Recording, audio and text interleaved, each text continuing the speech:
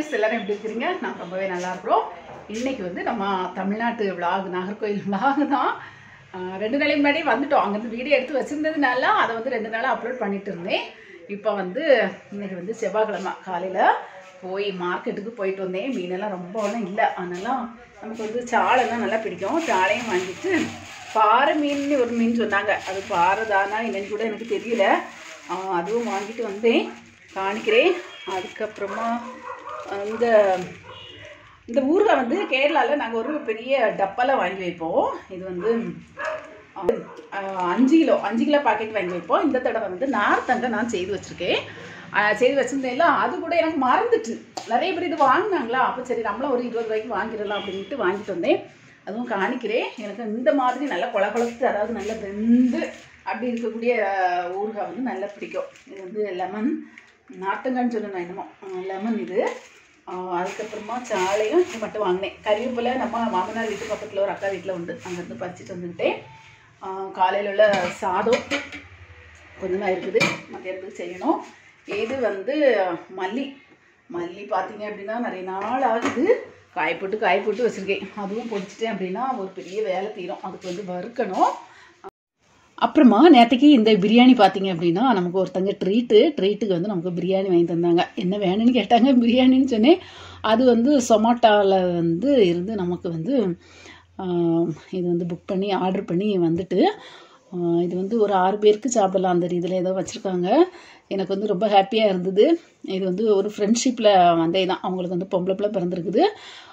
என்ன பிள்ளை பிறந்தாலும் ஒரு நமக்கு நல்ல இது என்ன, ஆணோ பெண்ணோ ஏதோ கை கால் சுகத்தோட நல்லபடியாக வந்தால் போதும். அந்த ஒரு ஹாப்பினஸில் எங்களுக்கு வந்து ட்ரீட் வச்சுருக்காங்க. அன்றைக்கி வந்து மத்தியானத்துக்கும் நான் எடுத்துக்கிட்டேன். பிள்ளைங்க வந்ததுக்கப்புறமா சாப்பிட்டுக்கிட்டாங்க. அந்த மாதிரி அந்த பக்கெட்டு 2 பக்கெட் இருந்துலாம், அந்த பக்கெட்டை எனக்கு வெள்ளை கலர் சூப்பராக இருந்ததை பார்த்த உடனே எனக்கு ஒரு பிளான் தோணியாச்சு. இது வந்து ஃப்ரிட்ஜு யூஸ்க்கு வேண்டி நம்ம எடுத்துக்கலான்னு. சரி, இன்றைக்கி வந்து நம்ம சாலை மீனை போட்டு ஃப்ரிட்ஜில் வச்சிடலாம் அப்படிங்கிறதுக்காக. ஃப்ரிட்ஜு பார்த்திங்க அப்படின்னா சாலை மீன் ரொம்ப சின்ன இதான். அப்புறமா இது வந்து பாறை மீன் சொன்னாங்க. கறி வச்சதுக்கப்புறமா செம்ம டேஸ்ட்டாக இருந்து எப்படி கறி வைக்கிறேன் அப்படிங்கிறத உங்களுக்கு காணிக்கிறேன். 100 ரூபாய்க்கு இவ்வளோ சாலை மீனும் கிடச்சி. சரி, இங்கே வந்து அன்றைக்கி என்ன செய்கிறேன், கேரளாவுக்கு போகப்போ இதில் ஃப்ரிட்ஜில் வந்து கொஞ்சம் மீன் இருந்தது. அந்த மீன் எனக்கு அப்போவே தெரியும் எப்படி போயிட்டு வரதுக்கு 6 நாள் ஆகும், எப்படியும் போக்குதான்னுட்டு அதை அப்படியே எடுத்து வேஸ்ட்டில் கொண்டு போட்டுட்டேன். ஒரு 7 மீன் இருந்தது. அந்த மீனுக்கு பேர் ஒன்று எனக்கு தெரியாது. அது கழுகுறதுக்கு ரொம்ப கஷ்டமாக இருக்கும். அந்த ஒரு முஷிவில் தான் வச்சுருந்தேன். சரி, நம்ம வந்து அதை தொடச்சிக்கிட்டு உள்ள வச்சுருவோம்லானே அதுவே வச்சுக்கிட்டேன். அதுக்கப்புறமா இங்கே வந்து இன்றைக்கி புளிசேரி ப்ளஸ் வந்து மீன் கறி வைக்கணும். புளிசேரி பார்த்திங்க அப்படின்னா பால் கொண்டு வருவார்ல, அவர் வந்து இன்றைக்கி தயிர் வேணுமான்னு கேட்டார். சரி, ஓகே, நம்ம வந்து தயிர் வாங்கி நிறைய நாள் ஆகுது. பிள்ளைங்களுக்கு தொண்டை வலி வரும் அப்படிங்கிறதுக்காக வாங்கவே மாட்டேன். இன்றைக்கி வந்து ஒரு 1/2 லிட்டரு வாங்கினேன். சரி, அதே நம்ம இன்றைக்கி புளிசேரி வைக்கலாம் அப்படின்னு இங்கே வந்து மீன் வந்து கழுகி எடுத்துக்கிட்டேன். அதுலேயும் பாதி மீன் வந்து 5 மீன் வாங்கினேன். அதில் கழுகி பாதி மீன் வந்து ஃப்ரிட்ஜில் வச்சுக்கிட்டேன். இது ராத்திரிக்கு மட்டும்தானே, நான் மட்டும் மத்தியானத்துக்கு ஒரு துண்டு எடுப்பேன். அது போக பிள்ளைங்களுக்கெல்லாம் ராத்திரிக்கு அப்படிங்கிறதுக்காக அந்த மீனை வச்சு தான் கறி வைக்க போகிறேன். இதில் வந்து ஆயில், கடுகு, கறிவேப்பிலை, கொஞ்சம் வெந்தயம் ஆட் பண்ணிக்கிட்டேன்.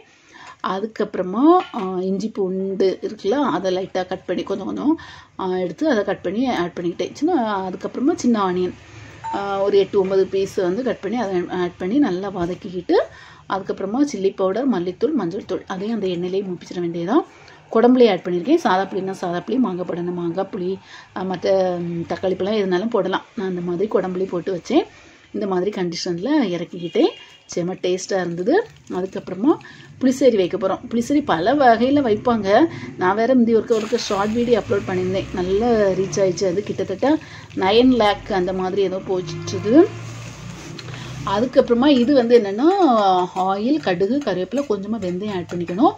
அதுக்கப்புறமா இஞ்சி கொஞ்சமாக கட் பண்ணி ஆட் பண்ணணும். அதே போல் வந்து ஆனியன் எல்லாம் கட் பண்ணியிருக்கணும். இங்கே தேங்காயில் கொஞ்சமாக வந்து இது வந்து தயிர் இருக்கலாம், 1/2 லிட்டரில் ஒரு 400 ml அளவுக்கு தான். அதை வந்து மிக்ஸி ஜாரில் ஒரு அடி அடித்தோன்னா சூப்பராக இருக்கும். அதுக்கப்புறமா இங்கே வந்து இஞ்சியும் ஆனியனும் கட் பண்ணி போட்டு அதை லைட்டாக வதக்கிக்கிட்டு அதுலேயே மஞ்சள் தூள் போட்டுக்கணும்.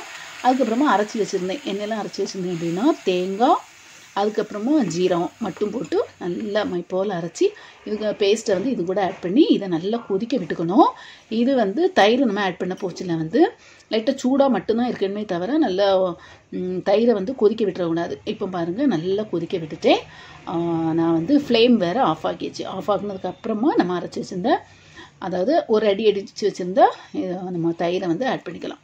இப்போ வந்து இந்த நேரம் மஞ்சள் தூள்லாம் போட்டோம் அப்படின்னா மஞ்சள் ஸ்மெல் ஏன்னா நம்ம வந்து தயிர் ஆட் பண்ண பிறகு கொதிக்க வைக்க மாட்டோம். அதனால தான் ஃபஸ்ட்டே நம்ம வந்து மஞ்சள் தூள் ஆட் பண்ணிக்கணும். இப்போ வந்து நல்லா இந்த மாதிரி மிக்ஸ் பண்ணிடணும்.